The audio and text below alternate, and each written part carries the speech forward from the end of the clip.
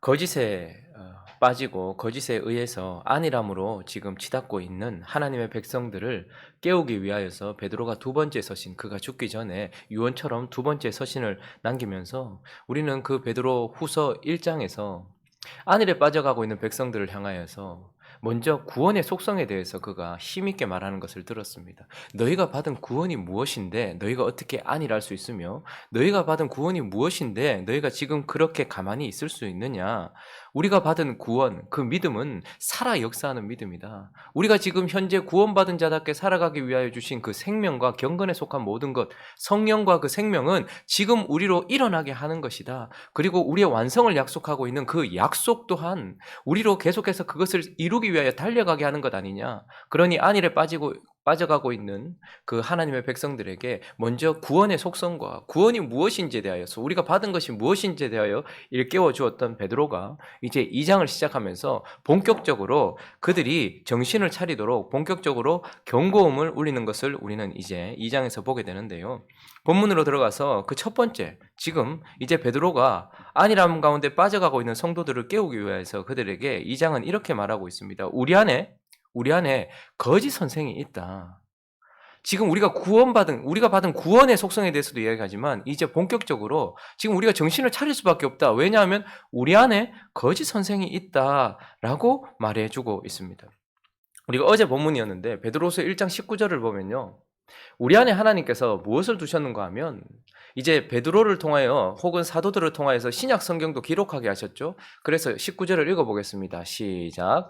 또 우리에게는 더 확실한 예언이 있어 어두운 데를 비추는 등불과 같으니 날이 새어 샛별이 너희 마음에 떠오르기까지 너희가 이것을 주의하는 것이 옳으니라. 베드로가 지금 저것을 기록하는 당시에 확실한 예언이라 하면 구약 성경, 기록된 하나님의 구약 성경을 말하겠죠. 그러나 지금 우리에게는, 지금 그리고 이 베드로 사도의 편지를 받아드는 자들에게는 더 확실한 예언이 결국 무엇입니까? 구약과 신약 전체 하나님의 성경의 말씀을 가지고 있다라고 말해요. 그래서 하나님은 우리 안에 진리가 있다, 우리 안에 기록된 하나님의 말씀이 있다라고 말해줘요. 그런데 베드로후서 2장 1절을 시작하면서 그러나 또 우리가 기억해야 될 것이 있습니다. 1절을 이렇게 시작하고 있죠. 그러나 백성 가운데 또한 거짓 선지자들이 일어났었나니 이와 같이 너희 중에도 거짓 선생들이 있으리라. 우리에게 진리를 말해주던 구약의 선지자들과 그리고 진리를 말해주는 신약의 사도들이 있는 것처럼 동시에, 그러나 백성 가운데 옛날에도 거짓 선지자들이 있었고 지금도 거짓 선생들이 있다라고 말해요. 처음 하나님의 공동체라고 할 수 있는 아담과 하와라는 그 공동체 안에도 거짓이 있었단 말이죠. 거짓이 있었던 것처럼, 그리고 구약 백성들 사이에도 거짓 선지자들이 있었던 것처럼 지금 우리 안에도 거짓 성sen들이 있다라고 우리에게 말해주고 있는 것입니다. 하나님은, 예수님은 떠나도 우리 안에 성령을 주시고 또 사도들, 구약의 선지자들과 신약의 사도들이 떠나도 우리 안에 성경을 주셔서 진리가 있게도 하셨지만, 그러나 너희가 기억해라. 너희 옆에 진리가 있다는 것만으로 안심하고 안일할 수 없다. 왜냐하면 동시에 너희에게 뭐가 있다는 거예요? 거짓 선생들이 있다라는 거예요. 그래서 그 거짓 선생들의 특징을 살짝 먼저 이렇게 언급하고 있는데 3절을 보시면요. 그 거짓 선생들의 특징이 3절은 이렇게 말합니다. 그들이 지어낸 말을 가지고 말하는 거예요. 그들도 말해요. 구약의 선지자들, 신약의 사도들도 말하고 거짓 선지자들, 거짓 선생들도 말하는데 지어낸 말을 가지고 한다라고 말하고 있습니다. 우리가 어제 성경은 하나님의 감동으로 된 것이잖아요. 그래서 사사로이 풀면 안 된다고 말해요. 그래서 저기서 말하는 지어낸다는 말은 터무니없는 말을 한다는 게 아닙니다. 그냥 성경과 전혀 상관없는 말을 하거나 성경을 놓고서 한다는 말이 아니에요. 그들이 성경을 들고서, 어제 사사로이 푼다는 것은 뭐라고 말씀드렸죠? 단독적으로 성경을 해석하는 것을 말해요. 그래서 저기 거짓 선생들의 특징은 성경을요 사사로이 풀어요. 단독적으로 풀어요. 그래서 성령 가운데서 풀지 않아요. 성령을 힘입어서 풀지 않고, 그리고 또 그들은요 성경을 떠나서 풀어요. 신약을 구약으로 해석하거나 구약을 신약으로 해석하거나 본문을 성경 안에서 해석하지 않고 성경을 떠나서 해석한다는 말이죠. 그리고 그들은 교회를 떠나서 새로운 것을 이야기하는 것이죠. 그러니 저기서 지어낸다라는 말은 전혀 터무니없는 말을 한다는 것이 아니고 또 성경을 버리고서 말한다는 것이 아니라 성경을 들고서 단독적으로 자기 스스로 성령과 상관없이 성경과 상관없이 교회의 해석과 상관없이 자기들 나름대로 막 풀어나가는 사람들, 그런 사람들이 거짓 선생이다라고 말하고, 또 그들은 3절에 보니까 그들이 뭐로써요? 성도들을 사랑하고 하나님을 사랑함으로써가 아니라 3절은 탐심으로써 너희로 이득을 삼는 거예요. 그러니 하나님의 백성들을 가지고서 이득을 삼는 것이죠. 뭐 돈을 추구할 수도 있는 것이고 인기를 추구할 수도 있는 것이고 성을 추구할 수도 있는 것이죠. 어쨌든 거짓 선생들은 너희로 이득을 삼는 자들이다라고 말해요. 그리고 거짓 선생들의 특징은 2절에 보시면요, 여럿이 그들의 호색하는 것을 따른대요. 거짓 선생들의 특징은 불과 같이 확 일어난다는 거예요. 불과 같이 확 번성한다는 거예요. 그래서 인기가 많아요. 그런데 결국 시간이 지나면 서서히 쇠해지더니 그것이 거짓이라는 것이 밝혀져요. 그래서 결국 어떻게 되냐면 손해는 누가 보는가 하면 진리가 손해를 봐요. 이로 말미암아 진리의 도가 비방을 받아요. 교회가 욕을 먹고요. 예수 그리스도가 결국 욕을 먹게 돼 있고 복음이 땅에 떨어지는 일을 하는 것이 바로 거짓 선생들이다라는 것입니다. 그래서 하나님은 에덴 동산에 처음 있었던 공동체인 아담과 하와 옆에 하나님의 발걸음 소리도 들을 만큼 하나님이 가까이 계셨고 진리가 가까이 계셨지만 그러나 그 가운데 뱀도 있었다. 구약의 백성들 그 가운데 선지자들, 진리를 말하는 선지자들도 있었지만 거짓 선지자들도 있었다. 그리고 진리를 말해주는 너희 옆에 지금 사도가 있지만, 너희 안에 사도가 있지만 지금 너희 안에 거짓 선생도 있다. 그러니 정신을 바짝 차려라 라고 말하고 있는 것입니다. 그런데 그들의 왜 거짓 선지자를 하나님께서는 두셨을까요? 왜 지금 우리 가운데 거짓 선생이 있을까요? 우리는 그 이유도 한번 생각해 볼 필요가 있습니다. 우리 옆에 진리를 두신 이유는 우리를 보호하기 위함이에요. 그런데 우리 옆에 그러면 동시에 왜 거짓을 두셨나 이 말이에요. 거짓 선생을 왜 두셨나 이 말이죠. 거짓 선생을 두신 이유는 하나님의 참 경륜과 또 하나님의 그 지혜는 놀라워서 참으로 탐복할 만한데요. 놀라운 사실은 우리가 옆에 뱀이 있다는 것, 거짓 선생이 있다는 것이 위험 요소로 느껴지지만 결론적으로는요, 거짓이 있기 때문에 진리가 더 반짝반짝 빛나게 되어 있습니다. 우리가 편안한 시대를, 예수 그리스도께서 승천하시고 난 이후에 편안한 시대를 살았다면 아마 지금처럼 진리가 명확하게 드러나지 않았을 거예요. 놀라운 사실은 진리를 더 선명하게 하는 것이 거짓이더라 이 말입니다. 밤이 더 어두우면 어두울수록 빛이 없으면 없는 그런 어두운 밤일수록 작은 별조차도 아주 반짝반짝 빛나는 것처럼 오히려 거짓이 옆에 있음으로 말미암아서 어떻게 되는 거예요? 진리가 더 선명해지는 역사가 일어나는 것입니다. 그래서 예수 그리스도에 대하여 거짓으로 교리들이 생겨났을 때에 기독론이 정확하게 세워지기 시작했어요. 하나님에 대하여서 사람들이 왜곡하기 시작했을 때에 신론이 정확하게 세워지는 것이죠. 성령에 대하여서, 구원에 대하여서, 성화에 대하여서 이런 모든 것들이 다 거짓으로 옆에서 계속해서 거짓이 난무할 때에 어떻게 됩니까? 그 거짓을 이기기 위하여서 혹은 진짜가 뭐지? 라는 그런 열심 때문에 어떻게 되는 거예요? 거짓 선생이 옆에 있음으로써 진리가 더 선명해지는 것입니다. 그리고 또 우리에게 거짓 선생이 있는 이유는요, 진리로 더 설명하게 하겠지만 신명기 13장을 한번 보시면요, 1절부터 3절까지 한번 읽어보겠습니다. 시작. 너희 중에 선지자나 꿈꾸는 자가 일어나서 이적과 기사를 네게 보이고 그가 네게 말한 그 이적과 기사가 이루어지고 너희가 알지 못하던 다른 신들을 우리가 따라 섬기자고 말할지라도 너는 그 선지자나 꿈꾸는 자의 말을 청종하지 말라. 이는 너희의 하나님 여호와께서 너희가 마음을 다하고 뜻을 다하여 너희의 하나님 여호와를 사랑하는 여부를 알려하려 하사 너희를 시험하십니다. 거짓 선지자들이 왜 하나님의 공동체 안에 있는가? 그들이 강하거나 우리가 안일했기 때문이라기보다는 오히려 하나님께서 두셨다라는 의미처럼 우리에게 들려지게 신명기는 말하고 있어요. 그러면서 왜 거짓 선생들이 우리 옆에 있는가? 거짓 선지자들이 우리 옆에 있는가? 이것은 너희 하나님 여호와께서 너희가 마음을 다하고 뜻을 다하여 너희 하나님 여호와를 사랑하는지 알고자 시험하여서 드러낸다는 거예요. 시험은 언제나 우리 속에 있는 걸 드러내죠. 그래서 우리 안에 무엇이 있는가를 드러내요.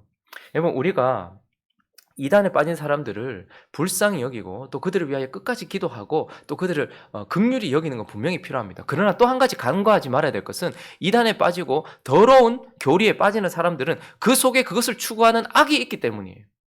어떤 사람이 계속 도박장에 있어요. 도박이 너무 유혹적이기도 하고 너무 재밌기도 하지만 그 도박을 좋아하는 악이 그 사람 마음속에 있기 때문이에요. 어떤 사람이 창녀촌에 계속 가 있어요.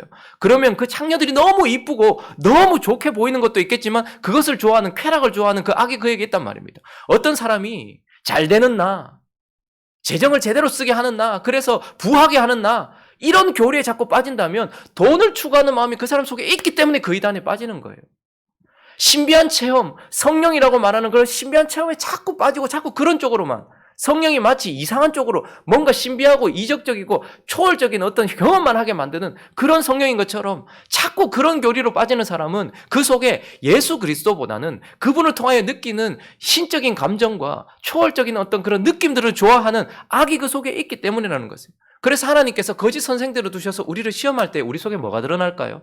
내가 그것에 끌리고 혹은 그것에 미혹되는 것을 보면서 내 속에 진리가 아닌 이런 거짓이 내 속에 있구나 라는 것을 깨달아서 어떻게 하는 거예요? 그 거짓을 제거하도록 만들고 진리를 더 선명하게 할 뿐만 아니라 이 거짓 선생들을 통하여서 내 안의 진리를 더 선명하게 만들어주는 거예요. 하나님께서 우리를 시험하셔서 내 안에 거짓은 또 시험을 통해서 드러나면 이걸 제거하고 내 안에 진리를 더 선명하게 하려고 그렇게 하시는 것이죠.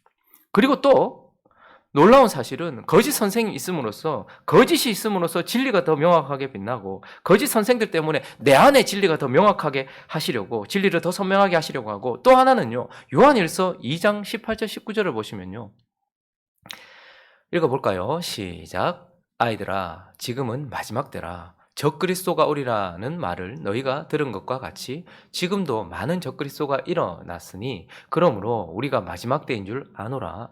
그들이 우리에게서 나갔으나 우리에게 속하지 아니하였나니 만일 우리에게 속하였더라면 우리와 함께 거하였으려니와 그들이 나간 것은 다 우리에게 속하지 아니함을 나타내려. 베드로는 거짓 선생으로 표현해요. 그런데 요한은 적그리스도라고 표현을 하고 있어요. 그러면서 19절을 보니까 그들이 우리에게서 어떻게 했대요? 거짓 선생들, 거짓 사도들의 특징은 처음에는 우리 안에 있어요. 가만히 들어와서 우리 안에 있어요. 그런데 이빨과 발톱을 드러내고 난 이후에는 어떻게 해요? 결국은 나가게 되어 있습니다. 근데 나갈 때 그냥 나갈까요? 사단이 하늘에서 쫓겨나갈 때 그냥 나갔습니까? 3분의 1을 끌고 나갔습니까? 끌고 나가는 것처럼 사단도 특징이 무엇이냐면 우리 안에 가만히 들어와 있다가 힘을 얻고 어떤 발톱을 딱 드러내기 시작하면 그때부터 모든 것을 회파시켜 놓고 어떻게 해요? 나가요. 결국은 나가게 돼 있습니다. 그리고 거짓을 사랑하는 사람들은 다시 함께 나가게 돼 있어요.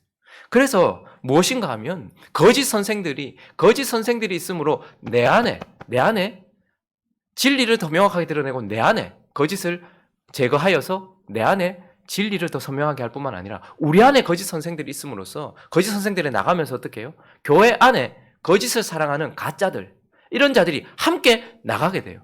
그래서 어떻게 됩니까? 우리 안에 진리를 더 선명하게 하는 것이죠. 하나님은 참으로 지혜로워서요, 악한 세상 속에 사도들과 선지자들을 보내셔서 그 가운데 하나님의 백성들을 끌어모으고 계세요.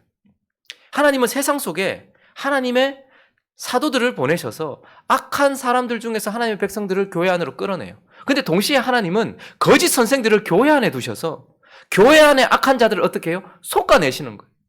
그러니까 우리는 너무 단편적으로 사람들이 많이 모이는 것만 부흥이라고 생각을 해요. 그러나 교회 안에 거짓된 자들, 악한 자들이 교회 안에서 나가는 것도 부흥입니다. 그러니 숫자가 많이 모이는 것만이 부흥이 아니고 진짜가 모이는 것이 부흥이에요. 그래서 하나님은 아주 지혜롭고 그분의 경륜은 아주 놀라웠어요. 세상 가운데 복음 전파자들을 세상에 보내셔서 그 가운데 사람들을 교회로 끌어들이고 계세요. 하나님의 진짜 백성들을 교회로 불러들이고 계신단 말입니다. 그런데 하나님은 놀랍게도 세상 가운데는 사도를 주시지만 교회 안에 거짓 선생을 두셨어요. 잠시 거짓 선생들을 두셔서 어떻게 합니까?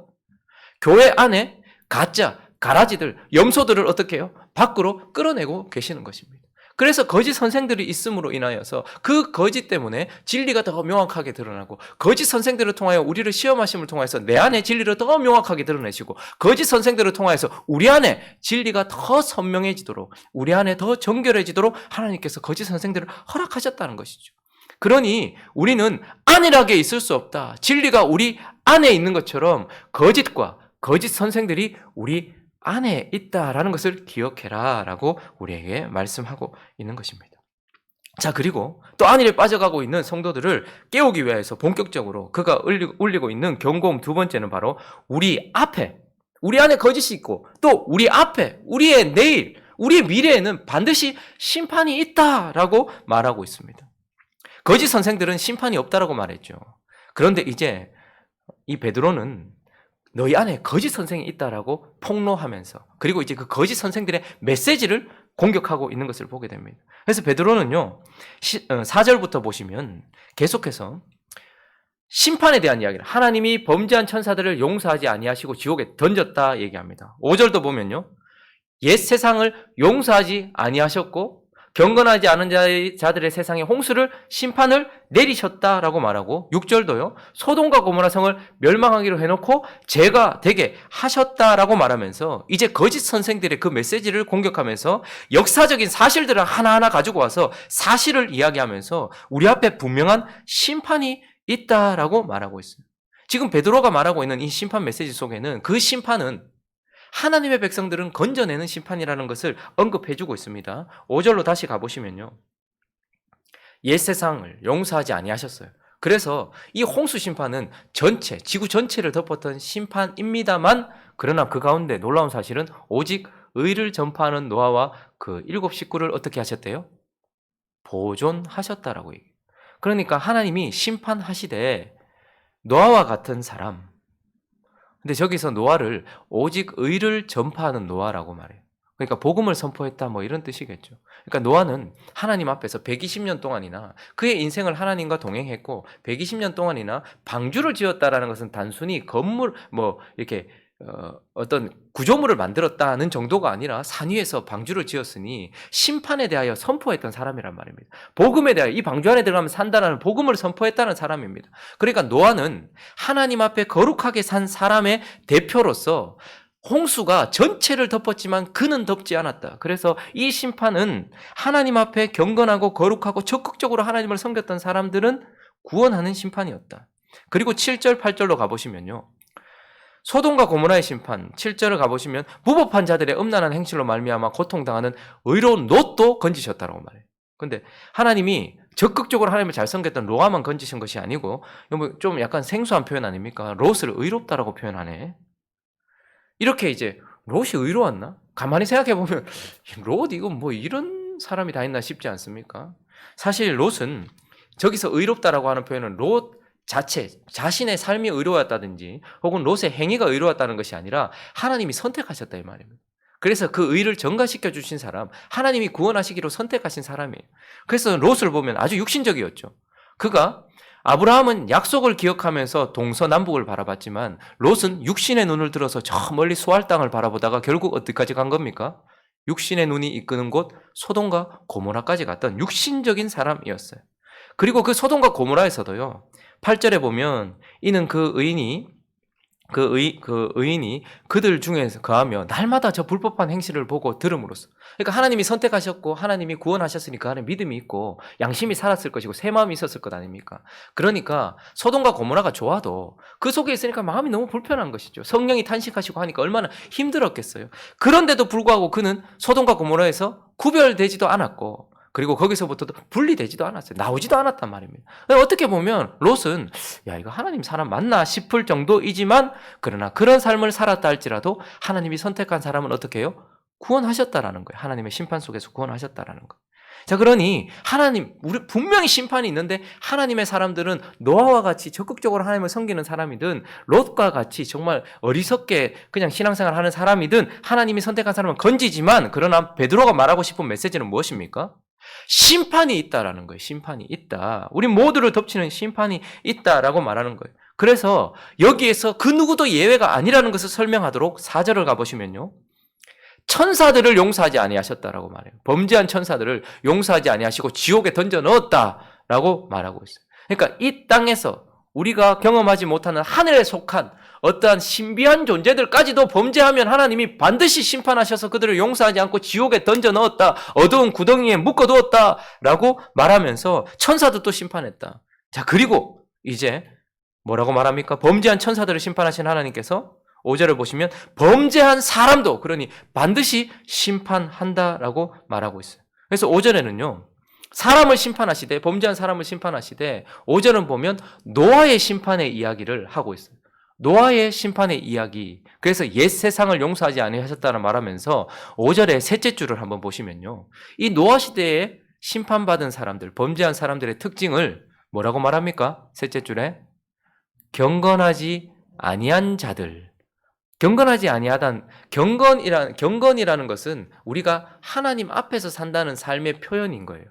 그러니까 하나님이 있는 사람들, 하나님을 의식하고 사는 사람들의 행위, 하나님이 계시다는 것과 하나님이 그를 찾는 자에게 상 주신다는 것과 하나님이 그를 의뢰하는 자에게 사랑해 주신다는 것을 인식하면서 살아가는 사람들의 행동은 경건해요. 그런데 그것을 인식하지 않는 자들은 경건하지 않아요.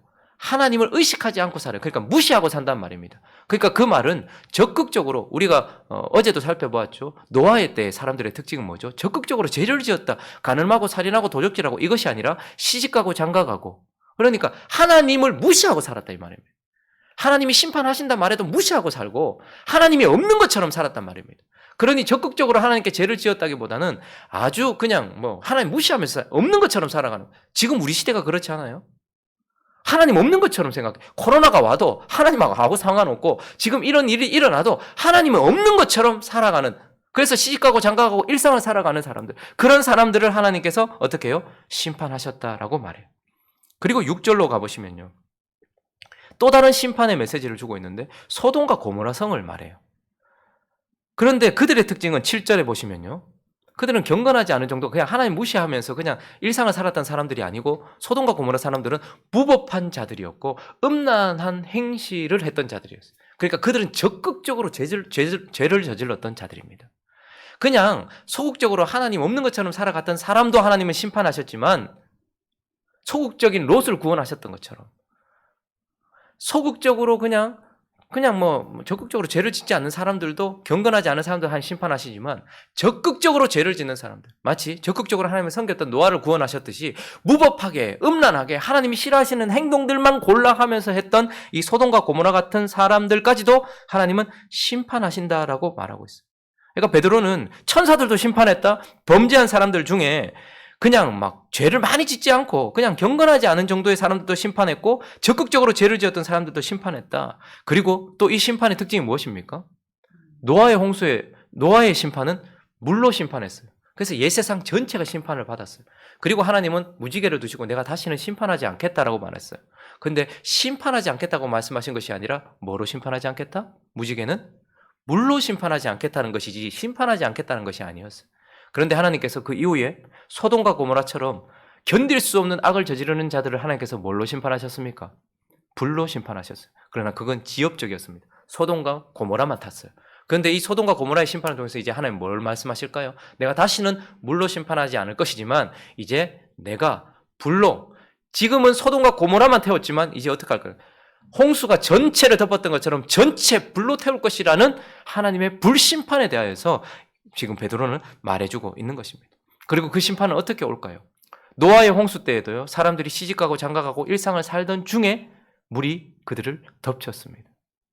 그리고 소돔과 고모라가 죄로 변하던 그 순간도 롯의 사위 될 사람들은 농담으로 여겼어요. 그래서 내일 아침을 볼 수 있을 거라 생각했어요. 그러니 그들이 농담으로 여기던 그때에 일상을 살아가던 어느 날 하나님께서 불로 무법한 자들뿐만 아니라 경건하지 않은 자들, 천사들까지도 하나님께서 심판하실 것이다 라고 그렇게 심판에 대해서 우리에게 말하면서 우리 앞에 심판이 있다라고 베드로는 선포하면서 거짓 선생들의 메시지를 부수면서 우리를 깨우고 있는 것을 보게 됩니다. 말씀을 정리하겠습니다. 여러분, 우리가 오늘 살아가는 우리도 베드로가 지금 일깨우고 있는 성도들처럼 깨워야 될 사람들은 아닐까요? 우리도 지금 안일에 빠져가고 있지는 않을까요? 받은 구원 때문에 이 구원의 속성을 잃어버린 채 그냥 가만히 앉아있는 아무것도 하지 않는 그런 우리의 모습은 아닐까요? 우리에게 진리가 있다는 것은 내가 성경책 들고 있고 언제든지 유튜브만 털면 설교도 들을 수 있고 찬양도 들을 수 있으니까 내 안에 진리가 있다는 그것 그 하나의 안이란 마음 때문에 내 가까운 곳에 내 안에 거짓이 있다는 것을 잊어버린 채 그냥 정신 차리지 않고 살아가고 있지는 않을까요? 하나님 나를 천국으로 보낼 것이라는 그 약속 하나 때문에 내 앞에 있는 심판을 보지 않는 우리는 그런 안일한 사람은 아닐까요? 오늘 이 아침에 우리 자신을 이 베드로의 메시지를 통하여서 다시 한번 살펴보았으면 좋겠습니다. 그리고 우리 안에 하나님은 결코 안일하게 있을 수 없도록 하셨다는 것을 기억하십시오. 우리에게 준 믿음과 우리에게 준 성령과 우리에게 준 약속은 결코 우리를 안일하게 있을 수 없도록 하나님께서 주신 선물입니다. 하나님께서 우리에게 진리도 주셨지만 우리 안에 거짓과 거짓 선생을 두셔서 결코 우리가 안일하게 있을 수 없도록 하나님께서 그렇게 하셨어요. 그리고 하나님은 우리에게 새하늘과 새 땅도 허락하셨지만 그 전에 심판이 있다라고 말씀하시면서 우리의 내일에 심판이 있는 우리의 미래를 주시면서 결코 안일하게 할 수 없도록 하셨다는 것을 기억하면서 하나님이 기뻐하시는 삶, 정신을 바짝 차린 삶, 그런 삶을 살아가는 저와 여러분 되시기를 예수 그리스도의 이름으로 축원합니다. 같이 한번 기도하겠습니다.